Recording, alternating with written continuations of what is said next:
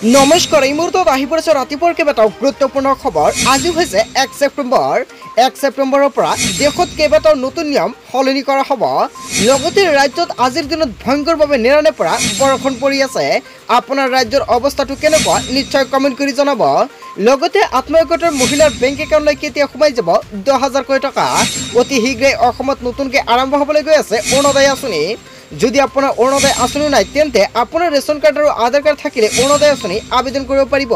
গোটেই অসম তথা ভাৰতৰ বিভিন্ন প্ৰান্তৰ পৰা যুগুত হৈছে কেইবাটাও ডাঙৰ খবৰ।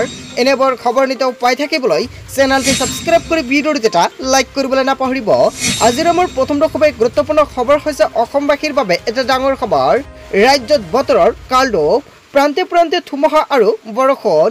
ৰাজ্যজুৰি বতৰ লৈছে কালৰূপ। হঠাৎ কালৰূপ ধাৰণ কৰিছে বতৰে। ৰাজ্যৰ প্ৰান্তে প্ৰান্তে ধুমুহা আৰু বৰষুণ। হাওৰা ঘাটত ধুমুহাই লৈছে ভয়ংকৰ ৰূপ। ৰাজপথত বাগৰি পৰিছে প্ৰকাণ্ড গজ্জপাত। উবালি পৰিছে বিদ্যুতৰ খুঁটা। ব্যাহত হৈ পৰিছে বিদ্যুৎ যোগাযোগ। ভয়ংকৰ ধুমুহাৰ ফলত চৌদিশে হাহাকাৰময় পৰিস্থিতিৰ সৃষ্টি হৈছে। বহু লোকৰ ঘৰৰ দুৱাৰ তছনছ কৰে ধুমুহাই। ৰাজ্যজুৰি বতৰ বিজ্ঞান কেন্দ্ৰৰ তৰফৰ পৰা জাৰি কৰা হৈছে এলাৰ্ট। বন্ধু বান্ধৱীসকল, আপোনাৰ ৰাজ্যৰ অৱস্থাটো কেনেকুৱা নিশ্চয় কমেণ্ট কৰি জনাব। তাৰপিছত অসমবাসী ৰাইজক জনাইছোঁ আমাৰ পৰৱৰ্তীটো খুবেই গুৰুত্বপূৰ্ণ খবৰ। লগতে ডাঙৰ খবৰ, মুছলমান নুই কৰিব নোৱাৰে মুখ্যমন্ত্ৰীক হুংকাৰ এনডি মিত্ৰজোঁটৰ। নামাজক লৈ মুখ্যমন্ত্ৰীক হুংকাৰ প্ৰদান কৰিছে এনডি মিত্ৰজোঁটে। মুছলমানক নুই কৰিব নোৱাৰে মুখ্যমন্ত্ৰী হিমন্ত বিশ্ব শৰ্মাই। দেশ স্বাধীন কৰাৰ নামত বলিদান দিছিল মুছলমানসকলে। সংবিধানে সকলো ধৰ্মৰ লোকে সমমৰ্যাদা দিছে। এনেকুৱাকৈ কেইবাটাও গুৰুত্বপূৰ্ণ মন্তব্য কৰিছে। সস্তীয়া জনপ্ৰিয়তাৰ বাবে এনে কাম কৰিছে হিমন্ত বিশ্ব শৰ্মাই। নামাজ বিৰতি বিলুপ্তকৰণক লৈ মুখ্যমন্ত্ৰীক সমালোচনা কৰিছে এনডিএ মিত্ৰজোঁটে। অসম বিধানসভাত নামাজ বিতৰণ বিলুপ্তৰ সিদ্ধান্তৰ পাছতেই গৰ্জন প্ৰদান কৰিছে বিৰোধীয়ে। শুক্ৰবাৰৰ দিনটোত জুমা নামাজৰ বাবে বিধানসভাত আছিল 2 ঘণ্টা ছুটি। 1937 চনৰ পৰা এই নিয়ম চলি আহিছিল অসমৰ বিধানসভাত। আগন্তুক বিধানসভাৰ পৰা নাপাবত জুম্মা নামাজৰ বাবে 2 ঘণ্টা বিৰতি। আৰু এই সিদ্ধান্তক লৈ মুখ্যমন্ত্ৰীৰ ক্ষুৰদাৰ সমালোচনা আৰজেডিৰ তেজস্বী যাদৱে। আৰু ইফালে নামাজ বিৰতিক লৈও বিৰোধীক প্ৰত্যুত্তৰ অসমৰ মুখ্যমন্ত্ৰী ডক্টৰ হিমন্ত বিশ্ব শৰ্মাৰ।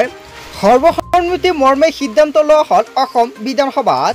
বিধায়কসকলে 2 ঘণ্টা বিৰতিৰ বাবে কাম কৰাৰ কথা জনালে মুখ্যমন্ত্ৰীগৰাকীয়ে। আৰু এই সিদ্ধান্তত মুছলমান সম্প্ৰদায়ৰ বিধায়কৰে সন্মতি আছিল। কেৱল এয়াই নহয়, নামাজক লৈ অসমৰ মুখ্যমন্ত্ৰী ডক্টৰ হিমন্ত বিশ্ব শৰ্মাক অৱশেষত হুংকাৰ প্ৰদান কৰিছে এনডি মিত্ৰজোঁটে। তাৰপিছত অসমবাসী ৰাজ্যক জনাইছোঁ আমাৰ পৰৱৰ্তীটো খুবেই গুৰুত্বপূৰ্ণ খবৰ। লগতে ডাঙৰ খবৰ, ৰাজ্যত প্ৰচণ্ড ধুমুহা আৰু বৰষুণ। সাৱধান হওক 20খন জিলালৈ জাৰি কৰা হৈছে এলাৰ্ট। ৰাজ্যত বতৰ লৈছে ভয়ংকৰ ৰূপ। ৰাজ্যৰ ঠায়ে ঠায়ে প্ৰচণ্ড বতাহ আৰু বৰষুণ। প্ৰচণ্ড ধুমুহা ঠায়ে ঠায়ে উবালি পৰিছে প্ৰকাণ্ড গজ্জপাত। সাৱধান হওক ৰাজ্যৰ 20খন জিলাৰ বাসিন্দা। কোন জিলালৈ জাৰি কৰা হৈছে এলাৰ্ট নিশ্চয় সম্পূৰ্ণকৈ জানিব পাৰিব। নিশালৈ অধিক ভয়াৱহ হোৱাৰ আশংকা বতৰ বিজ্ঞান কেন্দ্ৰই জাৰি কৰিছে এলাৰ্ট। আঞ্চলিক বতৰ বিজ্ঞান কেন্দ্ৰই জাৰি কৰিছে সতৰ্কবাণী। আগন্তুক 3 দিনলৈ বতৰ ল'ব পাৰে ভয়ংকৰ কালৰূপ। আজি নিশালৈ সাৱধান হওক 20 জিলাৰ বাসিন্দা। বৰপেটা, তামুলপুৰ, নলবাৰী, কামৰূপ মেট্ৰকে ধৰি দৰং, ওদালগুৰি, মৰিগাঁও, নগাঁও, হোজাই, পশ্চিম কাৰ্বি আংলঙৰ লগতে কাৰ্বি আংলং, শোণিতপুৰ, লখিমপুৰ, যোৰহাট, শিৱসাগৰ, ডিমা হাছাও, কাছাৰ, কৰিমগঞ্জ, হাইলাকান্দিতো সতৰ্কবাণী জাৰি কৰিছে। ৰাজ্যত বতৰ লৈছে কালৰূপ। এতিয়া ভয়ংকৰভাৱে এনেকুৱাকৈ পৰিস্থিতিৰ সৃষ্টি হৈছে ৰাজ্যত। আপোনাৰ অঞ্চলৰ নামটো কি নিশ্চয় কমেণ্ট কৰি জনাব। লগতে আপোনাৰ অঞ্চলত যদি বৰষুণ হৈছে তেনে ক্ষেত্ৰত আপুনি কমেণ্ট বক্সত জনাবলৈ নাপাহৰিব। তাৰপিছত অসমবাসী ৰাজ্যক জনাইছোঁ আমাৰ পৰৱৰ্তীটো খুবেই গুৰুত্বপূৰ্ণ খবৰ। লগতে ডাঙৰ খবৰ, 1 ছেপ্টেম্বৰৰ পৰা নতুন নিয়ম। সামগ্ৰীৰ মূল্যকে ধৰি বৃহৎ পৰিৱৰ্তন হ'বলৈ গৈ আছে 1 ছেপ্টেম্বৰৰ পৰা। 1 ছেপ্টেম্বৰৰ পৰা কি নিয়ম সলনি কৰা হ'ব দেশত? 1 ছেপ্টেম্বৰৰ পৰা দেশত সলনি হ'ব কেইবাটাও নিয়ম। আপোনাৰ জীৱনতো প্ৰভাৱ পেলাব পাৰে এইসমূহ নিয়মে। সামগ্ৰীৰ মূল্য, বেংক বন্ধ, আধাৰ কাৰ্ডকে ধৰি সলনি হ'ব বহু নিয়ম। 1 ছেপ্টেম্বৰৰ পৰা দেশত কাৰ্যকৰী হ'ব LPG চিলিণ্ডাৰৰ সংশোধিত মূল্য। 14 কেজি ঘৰুৱা, 19 কেজি বাণিজ্যিক চিলিণ্ডাৰৰ মূল্য সলনিৰ সম্ভাৱনা। লগতে ATF আৰু CNG PNGৰ মূল্যৰ সাল সলনি ঘটাব পৰা এটা ডাঙৰ খবৰ পোৱা গৈছে। আধাৰ কাৰ্ডক লৈও আহিব পাৰে কেইবাটাও নতুন নিয়ম।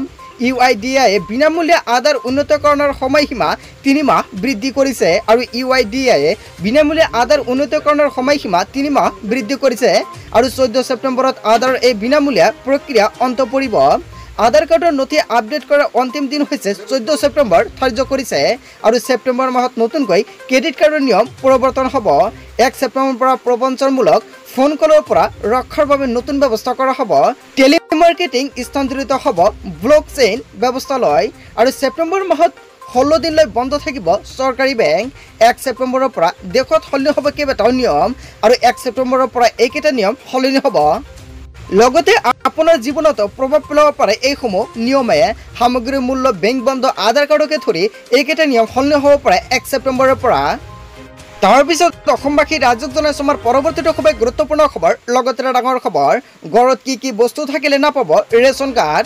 অসমৰ মুখ্যমন্ত্ৰী ডক্টৰ হিমন্ত বিশ্ব শৰ্মাই সম্পূৰ্ণকৈ ঘোষণা কৰিলে ৰাজ্যৰ লাখ লাখ ৰেচন কাৰ্ডৰ হিতাধিকাৰীৰ বাবে এটা জৰুৰী খবৰ। ঘৰত এইকেইটা সামগ্ৰী থাকিলে ঘূৰাই দিয়ক আপোনাৰ ৰেচন কাৰ্ড। নিয়মৰ মাজেৰে ৰেচন কাৰ্ড নল'লে আপুনি ৰেচন কাৰ্ডটো ঘূৰাই দিব লাগিব, নহ'লে আপুনি ডাঙৰ বিপদত পৰিব পাৰে। ঘৰত কি সামগ্ৰী থাকিলে ৰেচন কাৰ্ড পাব অৱশেষত সম্পূৰ্ণকৈ নিৰ্ধাৰণ কৰি দিলে চৰকাৰে। ভাৰত চৰকাৰে ৰেচন কাৰ্ড লাভৰ বাবে যোগ্যতাৰ মাপকাঠি নিৰ্ধাৰণ কৰিছে। 100 বৰ্গ মিটাৰতকৈ অধিক মাটি থাকিলে নাপাব ৰেচন কাৰ্ড। ঘৰত 4 চকীয়া গাড়ী থাকিলে নাপাব ৰেচন কাৰ্ডৰ সুবিধা। ঘৰত ফ্ৰিজ বা এয়াৰ কণ্ডিশ্যনাৰ থাকিলে আপুনি কিন্তু যোগ্য নহ'ব বা যোগ্যভাৱে বিবেচিত নহ'ব ৰেচন কাৰ্ডৰ বাবে। পৰিয়ালত কাৰোবাৰ চৰকাৰী চাকৰি থাকিলে নাপাব ৰেচন কাৰ্ডৰ সুবিধা। পৰিয়ালটোৰ বাৰ্ষিক আয় গাঁৱত 2 লাখ টকা আৰু চহৰত 3 লাখ টকাতকৈ কম থাকিলে আপুনি কিন্তু লাভ কৰিব এই ৰেচন কাৰ্ডৰ সুবিধা। যদি অধিক হয় তেনে ক্ষেত্ৰত কিন্তু নাপাব ৰেচন কাৰ্ডৰ সুবিধা। যদি পৰিয়ালটোৰ আয়ে এই সীমা অতিক্ৰম কৰে তেন্তে নাপাব ৰেচন কাৰ্ড। ভুল নথি দি ৰেচন কাৰ্ডৰ সুবিধা আদায় কৰাসকল সাৱধান হওক, কিয়নো প্ৰবঞ্চনাৰে নতুন ৰেচন কাৰ্ড বহুতেই লাভ কৰিছে আৰু তাৰ বাবে চৰকাৰে কিন্তু চিনাক্ত কৰিছে। ভাৰত চৰকাৰৰ তৰফৰ পৰা বহুতো মানুহ কিন্তু এনেকুৱাকৈ ওলাইছে আৰু ইফালে ৰাজ্যত ওলাইছে লাখে লাখে ভুৱা ৰেচন কাৰ্ডৰ হিতাধিকাৰী। ৰাজ্যত 40 লাখ ভুৱা ৰেচন কাৰ্ড বিচাৰি উলিয়াইছে চৰকাৰে আৰু এতিয়ালৈ 50 লাখ ৰেচন কাৰ্ড বাতিল কৰিছে যোগান বিভাগে। হয় বন্ধু বান্ধৱীসকল, অৱশেষত যদি আপুনি ভুৱা ৰেচন কাৰ্ড লৈছে তেনে ক্ষেত্ৰত আপুনি সাৱধান হৈ যাওক। তাৰপিছত অসমবাসী ৰাজ্যক জনাইছো আমাৰ পৰৱৰ্তীটো খুবেই গুৰুত্বপূৰ্ণ খবৰ। লগতে ডাঙৰ খবৰ, ই ৰিক্সা অটো চালকৰ বাবে এটা ডাঙৰ খবৰ। মুখ্যমন্ত্ৰী হিমন্ত বিশ্ব শৰ্মাৰ নিৰ্দেশনা। লগতে অসমৰ মুখ্যমন্ত্ৰী ডক্টৰ হিমন্ত বিশ্ব শৰ্মাই ই ৰিক্সাৰ বাবে লৈ আহিছে এটা ডাঙৰ সিদ্ধান্ত। ই ৰিক্সা চালকৰ বাবে আহি গ'ল এটা ডাঙৰ খবৰ। মাত্ৰ 2500 টকা দিলেই 15 বছৰৰ বাবে আৰু কোনো কৰ দিব নালাগে ই ৰিক্সা চালকসকলে। বৰ্তমান সময়ত প্ৰতি বছৰে দিবলগীয়া হৈছে 600 টকা। বৰ্তমান হিচাপত 9 বছৰত দিব লাগে 15,000 টকা, কিন্তু এতিয়াৰ পৰা মাত্ৰ 2500 টকা দিলেই লাইফ টাইম কৰমুক্ত হ'ব ই ৰিক্সা চালকসকল। লগতে 3 চকীয়া বাহনৰ বাবেও আহি গ'ল এটা ভাল খবৰ। অটো চালকসকলে মাহে 1500 টকাৰ পৰা 3000 টকা কৰ দিয়ে আৰু এতিয়াৰ পৰা 18,000 টকা দিলে লাইফ টাইম কৰমুক্ত হ'ব এইসমূহ বাহনৰ বাবে। এনফৰ্চমেণ্ট বিচাৰি নাযায় এইসমূহ বাহনক। ৰাস্তাত টেক্সৰ বাবে চলোৱা নহয় কোনো ধৰণৰ অভিযান। বৰ্তমান নিয়ম অনুসৰি টেক্স দিয়াত এদিন পলম হ'লে প্ৰতিদিনে 10 টকাকৈ জৰিমনা দিব লাগে।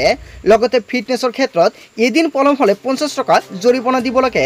মাত্ৰ 2500 টকা দিলে ই ৰিক্সা চালকসকলে 15 বছৰলৈ দিব নালাগে 1 টকাও কৰসমূহ। আৰু কৰ দিয়ালৈ চৰকাৰে কেইবাটাও গুৰুত্বপূৰ্ণ নিয়ম সলনি কৰি দিছে। কৰ নিদিয়াৰ বাবে জব্দ হৈ পৰিছে বহু ই ৰিক্সা আৰু এই ই ৰিক্সাসমূহ শীঘ্ৰেই মুকলাই দিয়াৰ চিন্তা চৰ্চা কৰিছে চৰকাৰে। 900 বছৰৰ কৰ হেৰা কৰিলে চৰকাৰে। মুখ্যমন্ত্ৰী ডক্টৰ হিমন্ত বিশ্ব শৰ্মাৰ নিৰ্দেশত দিয়া হ'ল এই বিশেষ সকাহ। বিধানসভাত মন্ত্ৰী কেশৱ মহন্তই প্ৰকাশ কৰিলে এই তথ্য। ই ৰিক্সা চালকৰ বাবে আহি গ'ল এখন ডাঙৰ খবৰ। বন্ধু বান্ধৱীসকল, গোটেই অসম তথা ভাৰতৰ বিভিন্ন প্ৰান্তৰ পৰা যুগুত হৈছে কেইবাটাও ডাঙৰ খবৰ। এনেবোৰ খবৰ নিতৌ পাই থাকিবলৈ চেনেলটি ছাবস্ক্ৰাইব কৰি ভিডিঅ'টো এটা লাইক কৰিবলৈ নাপাহৰিব। থেংক ইউ ফৰ ৱাচিং ফুল ভিডিঅ'।